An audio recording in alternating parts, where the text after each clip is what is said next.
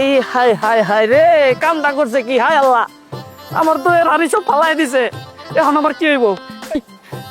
এই এই গাড়ি কি আপনারা ঠিক মতো চালাইতে পারেন না? চোখে দেখেন না? নামেন গাড়িতে কইতাছি। তুমি ঠিক আছে তো? গ্রামে উঠে নিচে রাস্তা তো, ড্রাইভার নিয়ন্ত্রণ রাখতে পারেনি, তাই তোমার সাইকেলে লাগিয়ে দিয়েছে। সরি। তোর বিয়ে রাখেন আপনার সরি। আপনার সরি ধুয়ে কি আমি পানি খাবো নাকি? হ্যাঁ, পারলে আমার এই দই হাড়ি ভাঙছেন ওটার জরিমানা দেন।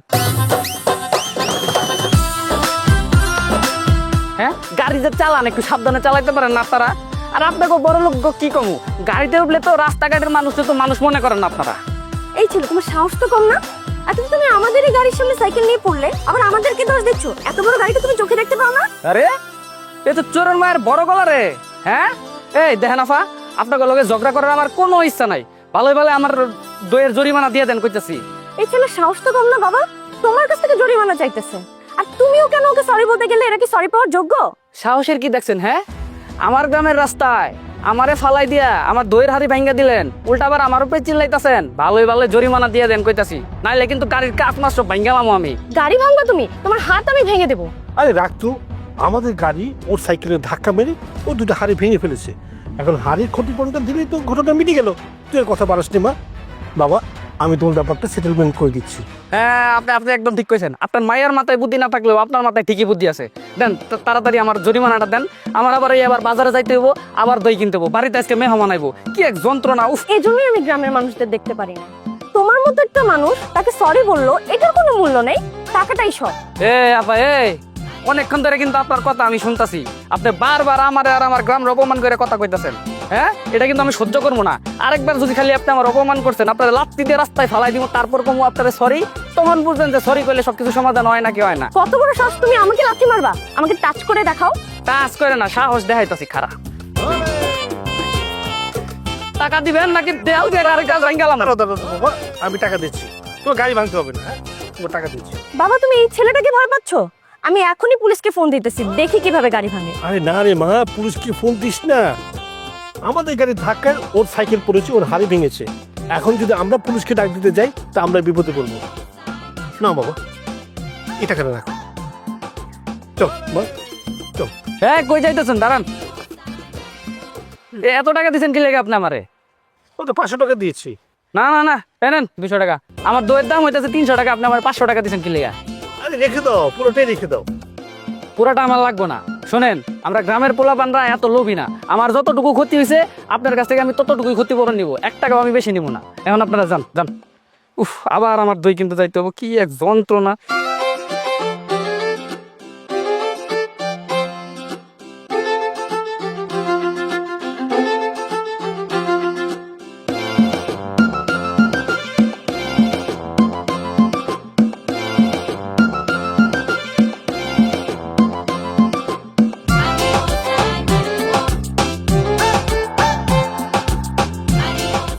মানুষ কি একটা পেরেশানিতে ফেলাইলো, এখন আবার দই কিনতে যাইতে হবে, যন্ত্রণা আর ভালো লাগে না।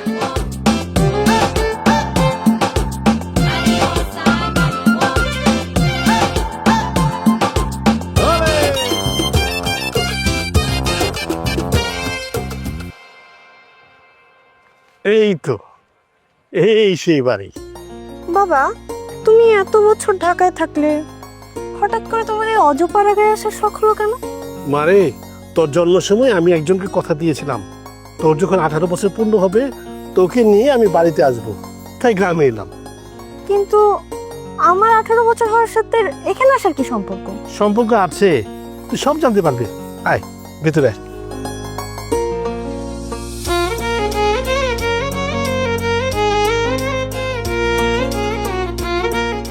আরে ভাবি, কেমন আছো? ভাই সাহেব, আপনি এত বছর পর আপনি আমগো বাড়িতে আইছেন, আমার তো বিশ্বাসই হইতাছে না। হ্যাঁ ভাবি, অনেক বছর তো একা একা চলার চেষ্টা করলাম, শহরেই কাটালাম, কিন্তু শেষ পর্যন্ত আর টিকতে পারলাম না, তাই আবার গ্রামে চলে আসলাম। অনেক বছর আগে ভাইজানকে যে কথাটা দিয়েছিলাম সেই কথাটা রক্ষা করার জন্যই গ্রামে এসেছি। আপনার ভাইজানের দেওয়া কথা, সেই কথা এখনো মনে রাখছেন? এই মেয়েটাকে? ওকে চিনতে পারলেন না? ও আমার একমাত্র মেয়ে লাবণী। আল্লাহ গো আল্লাহ, সেই ছোটবেলা দেখছিলাম এই পিচ্ছি পিচ্ছি একটা মাইয়া ছিল, মাশাল্লাহ মাশাল্লাহ কত বড় হয়ে গেছে গা। এদিকে আসো তো মা, এদিকে আসো। আল্লাহ, অনেক সুন্দর হয়েছে, অনেক সুন্দর হয়েছে মাশাল্লাহ মেয়েরা। হ্যাঁ, ওই যে হৃদয় আইসা বসে।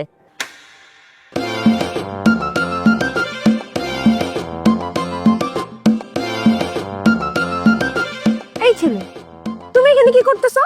তোমাকে না জরিমানা দিছি, তাও এখানে পিছন পিছন চলে আসলা? আস্তে আস্তে আপা, আস্তে। হ্যাঁ, আপনি তো না জানেন না বুঝে সবকিছু কয়ে আলাইতেছেন। আমারে কিছু কইতে দেন। এখন আমি যদি প্রশ্ন করি, আপনারা আমগো বাড়িতে কি করেন? তোমার বাড়ি মানে? বাবা, তুমি কি জেনে শুনে ওর বাড়িতে আমাকে নিয়ে আসলে? আর ওর বাড়ি জানবো কেন? এটা তোমার ভাইয়ের বাড়ি। ভাইয়ের বাড়ি মানে? তার মানে উনি কি আমার চাচা? হ্যাঁ, আর এই দেমাগি ডঙ্গি মাইয়া কি আমার চাচা তো বোন? মা, ঘটনা কি সত্যি? হ, এই কথাই কইতে চাইছিলাম। তুই তো সুযোগই দেস না কথা কওয়ার। এটা তোর চাচা, এটা তোর চাচা তো বোন। হইছে হইছে, আর পরিচয় করা দাঁড়াতো না। ছোট লোক একটা, সামান্য একটা দই পড়ছে, সেটারও জরিমানা নিছে। হৃদয়, তুই এটা ভালো কাম করছস। তোর চাচার থেকে তুই জরিমানা নিছস। তো জরিমানা নিব না, কি করবো? কষ্ট করে ইনকাম করি, মাথার গাম পায়ে ফালাইয়া ইনকাম করি। সেই কষ্টের টাকা দিয়ে কিনা দই কেউ যদি ভাঙ্গে ফালায়, তো ওই জরিমানাকে আমি নিব না। আর জরিমানা নিয়ে তো কোনো লাভ হইলো না। বাজারে গেছি, বাজারে কোনো দই নাই, এলাকা দেওয়া হয়েছে, খালি হাতে আইসি আবার। থাক থাক ভাবি, ওকে কিছু বলার দরকার নেই, ও তো আমাদের চিনে না। হৃদয়ের কথা কোনো কিছু মনে নিয়েন না আপনি। অনেক দূর থেকে আইছেন, অনেক কষ্ট হয়েছে। চলেন ঘরে চলেন, হাত পা ধোন, আমি আপনার লেগা খাবার রেডি করি। চলো মা, ঘরে চলো। আসেন ভাইজান, আসেন। চল। চলো চলো মা।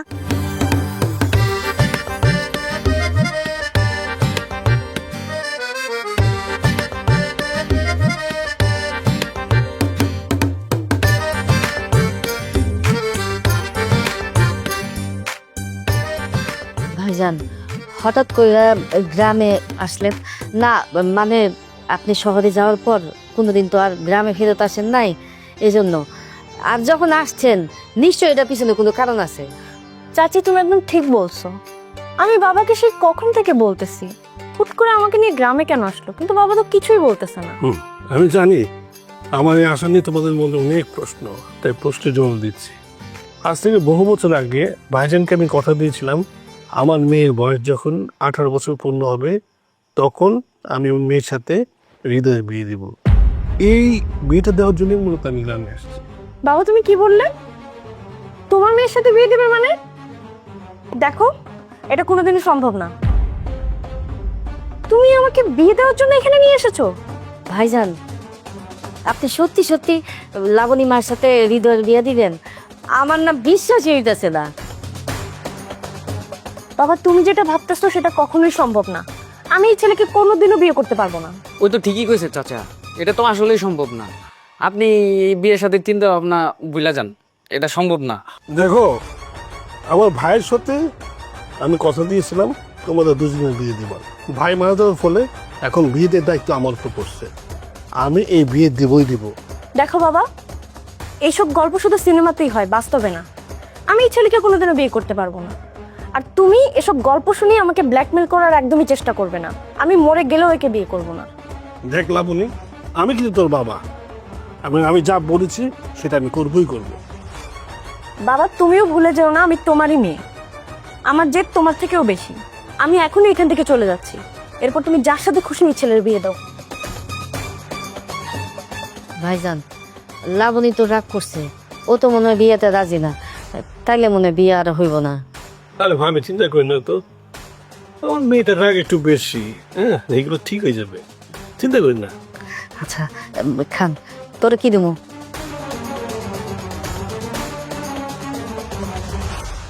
আমার নাকি এখন এই গেও ভূতটাকে বিয়ে করতে হবে। কোথায় যাচ্ছিস? দাঁড়া। বাবা, আমি আর একটা মুহূর্ত এখানে থাকবো না। আমি এখনই ঢাকা চলে যাব। এত রাতে কিভাবে ঢাকায় যাবি? যেভাবেই যাই না কেন, আমি আর একটা মুহূর্ত এখানে থাকবো না। তুমি কার সাথে আমার বিয়ে ঠিক করেছো? আমি মরে গেলে ওকে বিয়ে করতে পারবো না। গেও ভূত কাকে বলছিস? হৃদয় যথেষ্ট ভালো ছেলে, তার সাথে তোর বিয়ে হলে তুই ভালো থাকবি, সুখী হবে। ছেলে ভালো মানে? ওর মতো ছেলেকে আমি কখনোই বিয়ে করতে পারবো না বাবা। আমি শহরের মেয়ে আর ও একটা গ্রামের গেও ভূত, ওর সাথে কখনোই আমার আন্ডারস্ট্যান্ডিং হবে না। আমি বিয়ে করতে পারবো না বাবা, এটা অসম্ভব। হ্যাঁ, তোর ভালোর জন্যই ওর সাথে তোকে আমি বিয়ে দিচ্ছি। আর তাছাড়া আমি হৃদয়ের বাবার সাথে কথা দিয়েছিলাম যে তোর বয়স 18 হলে হৃদয়ের সাথে তোর বিয়ে দিব, আমি আমার কথা রাখতে চাই। বাবা, তোমার ভাই মারা গেছে, তার জন্য তুমি তোমার মেয়ের সাথে এরকম করবা? তুই বিয়ে করবি, এটাই ফাইনাল। আর তুই যদি হৃদয়কে বিয়ে না করিস তাহলে তুই আমার মরা মুখ দেখবি। এখন বাকি সিদ্ধান্ত তোর। বাবা, দূর। এই শুনো, তোমার সাথে আমার কথা আছে। এখন কথা কইতে পারবো না, দেখতেছ না কাম করতেছি, পরে কথা কমনি তোমার। আরে কাজ রাখো তো, আমি তোমাকে বিয়ে করতে পারবো না। তো কইরো না। আমি কি তোমার বিয়ে করার লাগে পাগল হয়ে গেছি নাকি? আমারও তো তোমার বিয়ে করার কোনো ইচ্ছা নাই, বুঝছো না? তোমার বিয়ে করে আমি কি আমার জীবনটা ধ্বংস করবো, তেজপাতা বানাবো? মোটেও না। হাউ ডে ইউ, বেয়াদব ছেলে কোথাকার, মুখ সামনে কথা বলে দিলাম। আর তোমার মতো ছেলেকে আমি বিয়ে করবো, এটা তুমি ভাবলে কিভাবে? আরে মরজালা, আমি তো কইলামই আমি তোমার বিয়ে করতে চাই না। আর তোমার বিয়ে করার ইচ্ছা না থাকলে তুমি যাও না, তুমি তোমার বাপরে যায় বুঝাও, বুঝায় কও তুমি বিয়ে করতে চাও না। উফ, বাবাকে বলতে পারবো না দেখে তো তোমাকে বলতেছি। তুমি প্লিজ বিয়েটা ভাঙার ব্যবস্থা করো। হ্যাঁ, আমার তো পাগলাই কুত্তায় কামড়াইছে, আমি এখন বিয়ে ভাঙতে যাবো। তুমি তোমার নিজের বিয়ে পারলে নিজে ভাঙো, বুঝছো? তোমার বাপরে যায় কও তুমি বিয়ে করতে চাও না, আর সেটা না করতে পারলে তুমি পালায় যাও না। নিজের ব্যবস্থা নিজে করো, আমার এর মধ্যে টানবা না তো একদম। ভিতর ডিম কোথাকার। আচ্ছা, তোমার আমাকে সাহায্য করতে হবে না, খালি আমি পালাবো কিভাবে এটা আমাকে বলে দাও। আরে বাবা, আমি এটাও করতে পারবো না, বুঝছো না? দেখো, এই কাম যদি আমি করি চাচার কাছে তুমি একদম ছোট হয়ে যাবো। তুমি কি লেগে বুঝো না? ইস, আসছে ছোট লোকের আবার ছোট হওয়া। থাক, তোমার আমাকে সাহায্য করতে হবে না, আমি নিজেই পালাবো। যাও যাও, পারলে এখান থেকে মেন রাস্তা পর্যন্ত যায় দেখাও। আরে এখানে যে রাস্তাঘাট, এখানে তো গাড়ি ঘোড়া কিছুই পাওয়া যায় না। আর এই রাস্তায় তো মনে করো ছেলেরাই দিনের বেলা হাঁটতে চাইতে ভয় পায়, আর তুমি তো একটা মাইয়া মানুষ। আর রাস্তায় যেই পরিমাণ শিয়াল কুকুর, তোমারে যদি একবার ধরছে তোমার হাত দিয়ে খুঁজে পাওয়া যাবে না। যাও যাও যাও যাও, উফ, যাও না। ডিসগাস্টিং।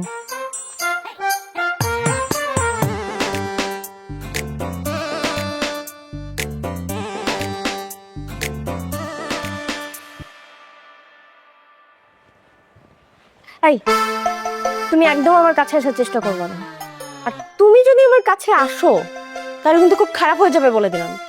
এই, তোমার কি মাথা নষ্ট হয়ে গেছে নাকি? হ্যাঁ, বাসরাতে ছুরি নিয়ে কে বসে থাকে? হ্যাঁ, আর আমি কি পাগল হয়ে গেছি নাকি তোমার কাছে আমি যাবো? তুই যে ডেঞ্জারাস মাইয়া, তোমার কাছে যাইতে তো আমার ভয় লাগে। তোমার মতো ছেলেদেরকে না আমি খুব ভালো করে চিনি। প্রথমে মিষ্টি মিষ্টি কথা বলবে, পরে ঠিকই গায়ের দিকে ঝাঁপায় পড়বা। আমার তো ঝাপাঝাপি করার শখ নাই। সবাই রে তোমাকে ওই শহরে পোলাগো মতো মনে করে না, বুঝছো না? হ্যাঁ, নেহাত তোমার বাপে কথা দিছিল আমার বাপরে, তোমার বাপের মুখের দিকে তাকাইয়া তোমার আমি বিয়া করছি। নাইলে তোমার মতো মাইয়ারে বিয়া করা তো দূর, তোমার মতো মাইয়া গুলোকে কথা কইতে তোমার রুচিতে পাবে। কি? আমার মতো মেয়ের সাথে কথা বলতে তোমার রুচিতে বাঁধে? তোমার মতো কেউ ভূতকে যে আমি বিয়ে করছি এটাই তো তোমার ভাগ্য। দেখো, বাবা আমাকে জোর করে বিয়ে দিচ্ছে ঠিকই, কিন্তু আমি তোমার সাথে সংসার করতে পারবো না। আর তুমিও ভুলেও কোনোদিন আমার সাথে স্বামীর অধিকার দেখাতে আসবে না। এই দেখো, এই বিয়ের রাতে আমার এইসব ঝগড়াঝাটি একদম ভালো লাগতেছে না। যাও তো ওদিকে যাও, আমি ঘুমাবো এখন। কি ঘুমাবো মানে? তুমি এই ঘরে থাকতে পারবে না, তুমি বাইরে যেয়ে থাকো, আমি এই ঘরে থাকবো। তোমার মতো ছেলের সাথে আমি একই ঘরে জীবনও থাকতে পারবো না। তো কি কয় রে, যদি আমারে গর্তে বাড়ি করে দেয়? আচ্ছা, তোমার যদি এত সমস্যা থাকে তুমি বিছানায় থাকো, আমি নিচে ঘুমাই, তাইলে তো হয়ে গেল। না, তোমার মতো ছেলের সাথে আমি একই ঘরে কিছুতেই থাকতে পারবো না। সবাই মিলে আমাকে বিয়ে নামক নাটকটাতে ফাঁসাই দিছে। বাবা আমাকে গ্রামে নিয়ে এসে জোর করে বিয়ে দিল, আর তুমিও সেই সুযোগ পেয়ে হাতছাড়া করলে না। আমি তোমাকে এতবার বুঝাইলাম যে আমি বিয়েটা করতে চাই না, তবুও তুমি আমাকে বিয়ে করলে। তার মানে তোমার অবশ্যই কোনো খারাপ উদ্দেশ্য আছে। আমার কি লেগে খারাপ উদ্দেশ্য থাকতে যাইবো? তুমি কিন্তু এখন বেশি কথা কইতাছো। শোনো, তোমারে আমি আগেও বলছি, এখন আরো একবার কইতাছি। আমার বাপে তোমার বাপরে কথা দিছে, তোমার বাপেও আমার বাপরে কথা দিছিল, যার কারণে আমাদের বাপ চাচাদের কথা রাখার লাগা তোমারে আমি বিয়ে করছি। এই, এর বেশি কিছু না। দেখো, তুমি যাই বলো না কেন, আমি তোমার কথা বিশ্বাস করি না। আর আমি তোমার সংসার করতে পারবো না, আমি ডিভোর্স নিব। তোমার তোমার যা মন চাই তুমি তাই করো, বুঝছো? আমার আর কিছু বলা নাই। অবশ্য তোমার মতো এই অহংকারী মাইয়া গো কিছু বইলাও লাভ নাই, বুঝছো না? কি? আবার আমাকে অপমান করতেছো? তুমি এক্ষুনি ঘর থেকে বের হও, না হলে কিন্তু খুব খারাপ হয়ে যাবে বলে দিলাম। আমি তোমাকে ধাক্কা মেরে ঘর থেকে বের করে দেবো। ভুলেও তুমি আমার সামনে আসবে না, তোমাকে দেখলেই আমার মেজাজটা খারাপ হয়ে যায়। তাহলে কি শুরু করছে এই রাতের বেলা? হয়েছে হয়েছে, তুমি থাকো, তোমার এই ঘর বিছানা নিয়ে তুমি থাকো তো। আমার এত শখ নাই তোমার তোমার লগে থাকার। এরকম একটা মানুষের সাথে থাকা যায় নাকি? না, থাকো তুমি তোমার বিছানা আর ওই তোমার বালিশ নিয়ে।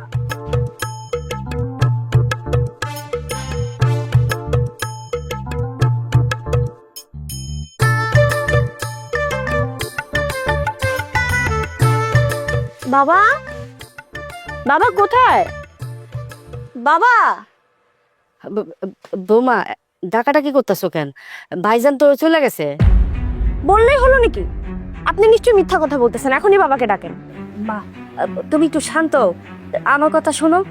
আমি সত্যি করে কইতাছি, ভাইজান ঢাকা চলে গেছে। ভাইজানে কি জানে একটা কাজ করছে, সেই জন্য চলে গেছে। আর যাওয়ার সময় আমার বলে গেছে বারবার যে 1 সপ্তাহ পরে আইবো। 1 সপ্তাহ মানে? 1 সপ্তাহ আমি বাবাকে ছেড়ে কিভাবে থাকবো? একে তো আমার মতের বিরুদ্ধে আমাকে বিয়ে দিল, আর পরের দিন আমাকে ছেড়ে চলে গেল।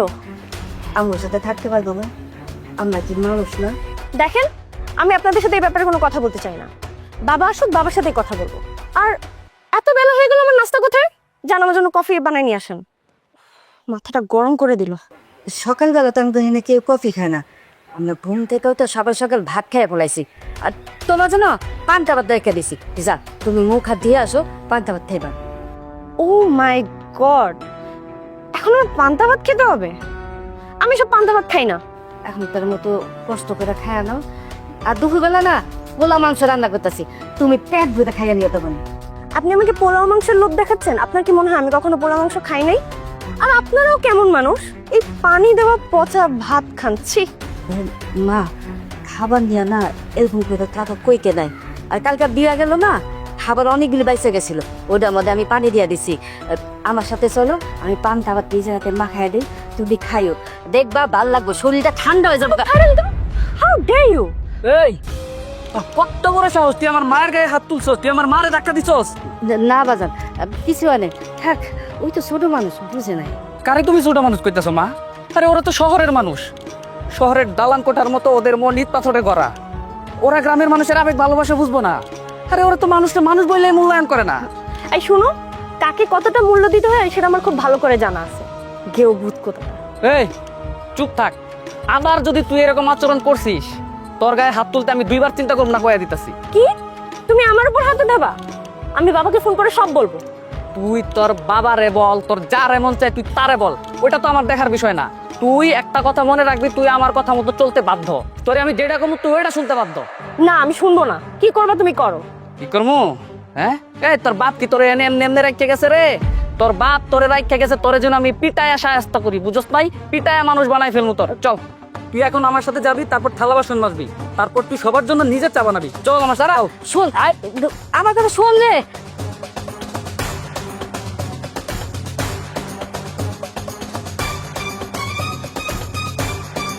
আয় আয়, বস এখানে বস। এই থালা বাসন দেখতেছিস না, এই সবগুলা তুই পরিষ্কার করবি, এরপরে টয়লেট পরিষ্কার করবি, তারপরে ঘর মুছবি। আজকে তে বাড়ির সব কাম তুই করবি, বুঝছস? সুযোগ পেয়ে আমাকে দিয়ে থালা বাসন মাজাবা, তাই না? আজকে বাবা আমাকে রেখে গেছে দেখে এই সুযোগে তুমি আমাকে দিয়ে এতগুলো কাজ করাবা? এই কাম বাদ দিয়ে এত কথা কস কি লেগা? চুপচাপ মনোযোগ দিয়ে কাম কর, খালি বেশি কথা কয়। কাম কর। এটা কিন্তু বাড়াবাড়ি হয়ে যেতেছে। আমি কখনো এগুলো করি নাই। আমি কিন্তু তোমার নামে কেস করব। তুই বাড়াবাড়ি কি দেখছস? আর তোর যা খুশি তাই তুই করতে পারস, কোনো সমস্যা নাই। কিন্তু দুঃখের বিষয় কি জানস? তুই চাইলে বাড়িতে বাইরেতে পারবি না, বুঝছস নাই? তার চেয়ে বরং এক কাজ কর, তোর যে মনের ভিতরে যে কষ্টটা আছে না, ওইটা মনের ভিতরে রাখা, আমি যেটা কমু ওই অনুযায়ী কাম কর। তা নাইলে তাহলে কি কি হবে? কি হবো দেখতে চাস? খারা লাডিটা কই রাখছি আমি। থাক থাক, আমি করতেছি। হ্যাঁ, এই তো লক্ষ্মী বউয়ের মতো কথা কইছস। কর কর, মনোযোগ দিয়ে কাম কর। ওই যে ওগুলো পরিষ্কার কর, পরিষ্কার কর।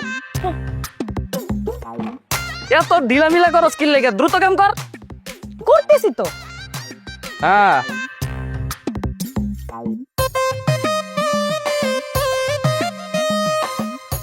আসসালামু আলাইকুম ভাইজান। কেমন আছেন? আমার মেয়েটা কেমন আছে? আমার এখনো ভাবি বলতেছেন, আমি কি এখনো ভাবি আছি নাকি? হ্যাঁ হ্যাঁ, বিএন সাহেব, বিএন সাহেব। তো বিএন সাহেব কেমন আছেন? আমি ভালো আছি, তবে লাবণীমা প্রথম দিন আপনি না পাইয়া যে রাগারাগি করছে, তাই এখন আস্তে আস্তে সবকিছু মানায় নিতেছে। আপনার কথাটা শুনে আমার খুব ভালো লাগলো। আমি তো চাই লাবণী আপনাদের সাথে মিশে চলতে পারে আর নিজেকে পরিবর্তন করতে পারে, কিন্তু সমস্যা হলো খুব জেদে মেয়ে তো, তাই সবসময় চিন্তা হয়।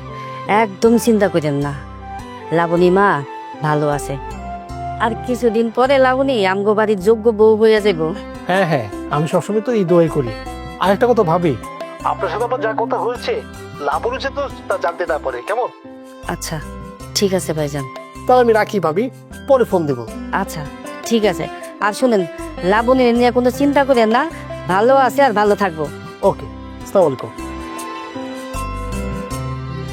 আয় বস, এখানে বস। এই তুমি আমাকে এখানে নিয়ে আসলা কেন? গোবরের কি বাজে গন্ধ, চলো তো এখান থেকে। আরে এখান থেকে চলে গেলে তুই গোবর দিয়ে গোটা কেমনে বানাবি রে? মানে আমি কেন গোবর দিয়ে ঘোটা বানাতে যাব? আমি কি পাগল যে এখন গোবরে হাত দেবো? হ্যাঁ, তুই যদি গোটা না বানাস তাহলে তো আজকে রান্না হইব না, আর রান্না না হলে তো আমাকে না খায় থাকা লাগবো। বুঝলাম না, গোবরের ঘোটা বানানোর সাথে রান্নার কি সম্পর্ক? আরে এই মাইয়া দেখি কিছুই বোঝে না। আরে তুই যে গোবরটা দিয়ে যে গোটাটা বানাবি ওইটা রোদে শুকবো, তারপর ওইটা জ্বালানি হিসেবে ব্যবহার হইব, ওইটাতে তরকারি রান্না হইব, ভাত রান্না হইব, তারপরে না আমরা খামো, বুঝছ? তাই দেখো বেশি বাড়াবাড়ি করতেছো তুমি। দরকার পড়ে আমি না খেয়ে থাকবো, তবুও আমি এই গোবরে হাত দেবো না। এই তুই ভালোই ভালোই কাম করবি, নাহলে এই যে লাড়িটা দেখতেছিস না, বাড়ি দিয়ে তোর কোমরের আড্ডি ভাঙ গেলাম। না, কাম কর। না, দাঁড়াও আমি করতেছি। বানা বানা বানা যা, করতেছি তো। ভালো করে কর। দে হাত দে, হাত দে।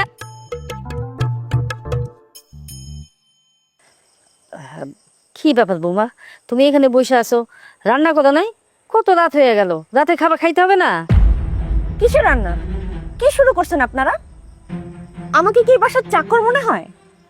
জোর করে আমাকে বিয়ে দিয়ে এখন এই বাসার চাকরানি বানায় রাখা হয়েছে। তুমি ঠিকই কইছো বৌমা, তোমার দিয়ে আসলে এত কাজ করানো আমার ঠিক না। আর ওই হৃদয় আছে না, হৃদয় তোমার সাথে বেশি বাড়াবাড়ি করে, এটাও ঠিক না। চুপ থাকেন আপনি, আপনি আরেকটা ছোট লোক।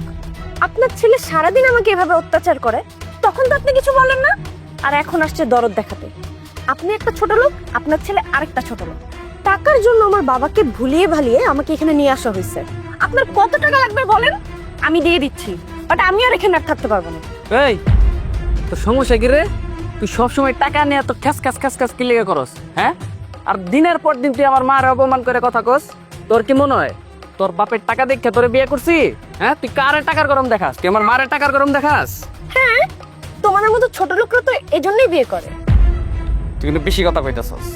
শোন, তোরে একমাত্র বিয়ে করছি তোর বাপের লাগা, বুঝছস? নাইলে তোর মতো মাইয়া এবারের বউ আর যোগ্যতা রাখে না, বুঝছস নাই? হ্যাঁ, আর বারবার খালি কস না টাকা দেখে বিয়ে করছি, টাকা দেখে বিয়ে করছি, তোরে জোর করে বিয়া দিছে। তুই জানতে চাস কি লিগা তোর বাপে তোর লগে আমারে বিয়া করাইছে? শোন তাইলে, আমি যদি ওকে বলতে যাই তাকে আমার যেতে দিবে না। জোর করে কি সবকিছু সম্ভব কোন?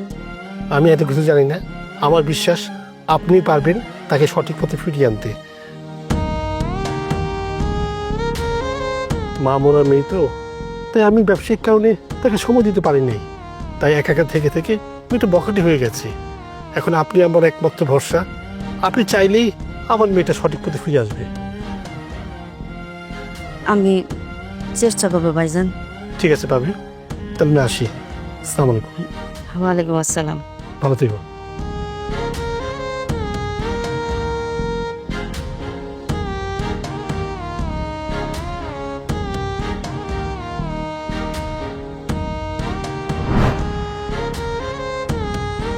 ও, এগুলো তাহলে সব আগে থেকে প্ল্যানিং করা ছিল, তাই না? টাকার জন্য আমার বাবাকে ভুলিয়ে ভালিয়ে আমার বাবার ব্রেন ওয়াশ করে আমাকে এখানে এনে বিয়ে করা হয়েছে। তোমাদের মতো ছোট লোকদের চালাকি সব আমি বুঝি। আমি আর একটা মুহূর্ত এখানে থাকবো না, আমি এখন এখান থেকে চলে যাব। আর যদি আমাকে কেউ আটকায়, আমি গলায় দড়ি দিয়ে সুইসাইড করব।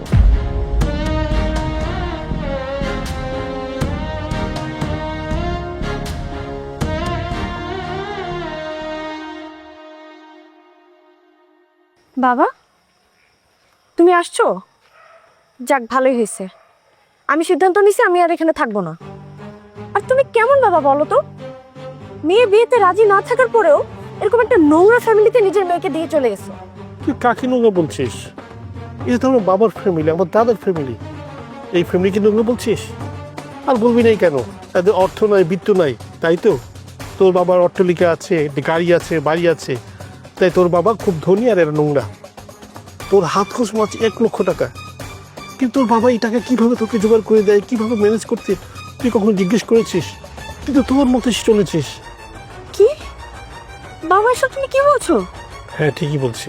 টাকা পয়সা ধন সম্পত্তি না থাকলে যদি কেউ নোংরা হয় তাহলে তো তোর বাবাই নোংরা, কারণ তোর বাবার টাকা পয়সা ধন সম্পত্তি কিছুই নাই। তুই ছোটবেলা থেকেই অর্থ পেয়ে বৃত্ত পেয়ে তুই নিজেকে দাম্ভিক মনে করতিস, তুই মানুষকে মানুষ মনে করতিস না। কিন্তু এখন তো তোর বাবারও একই অবস্থা, তুই এখন কি করবি বল? আমি সবসময় চেয়েছি তুই যাতে মানুষের মতো মানুষ হ। 1 বছর আগে আমার ব্যবসায় একটা বড় রকমের লস হয়, সেই লস আমি কোনোভাবে কভার দিতে পারিনি, তাই শহরের বাড়িটি নিলাম হয়ে গেছে, গাড়িটাও নিয়ে গেছে ব্যাংকের লোকজন। এখন আমি নিঃস্ব হয়ে গেছি, পথের ফকির হয়ে গেছি। আমার সেই আগের ধন সম্পদ এখন কিছুই নেই, একেবারে নিঃস্ব হয়ে গেছি। আমি জানতাম এই বাবার কুলির ঘরে আমাকে ফিরে আসতে হবে, তাই তোকে তোর চাচাতো ভাইয়ের সাথে আমি তোকে বিয়ে দিয়েছিলাম। আমি ভেবেছিলাম তুই এখানে মানে নিতে পারবি, কিন্তু দেখলাম তুই টাকার অহংকারে তুই এখন আগের মতো ডুবে আছিস। তাই তোকে সত্যটা বলতে বাধ্য হলাম, তোর বাবার ধন সম্পদ এখন কিছুই নেই, তোর বাবা একটা ছোট লোক। তাই সিদ্ধান্ত তোকেই নিতে হবে, তুই কি এখানে থাকবি না অন্য কোনো সিদ্ধান্ত নিবি? এত কিছু হয়ে গেল, তুমি আমাকে কিচ্ছু জানালে না। আসলে ভুলটা আমারই, টাকা পয়সার অহংকারে আমি বুঝতেই পারিনি কোনটা ঠিক কোনটা ভুল। অনেক অন্যায় করছি আমি তোমার সাথে বাবা, আমাকে আমাকে ক্ষমা করে দাও। এখানে আসার পর থেকে আমি চাচির সাথে অনেক অন্যায় করছি, চাচি তুমি আমাকে ক্ষমা করে দাও। আমি আমি কোথাও যাব না, আমার কিচ্ছু লাগবে না, আমি তোমাদের সাথে এখানেই থাকবো। ভাইজান, ও যখন ওর ভুলটা বুঝতে পারছে, আমার বিশ্বাস ও এইখানে সবার সাথে মানিয়ে নিতে পারবে, সুখে শান্তিতে থাকবে। ভাইজান আর দাঁড়ায় থাকেন না, চলেন ভাইজান ঘরে চলেন, চলো মা।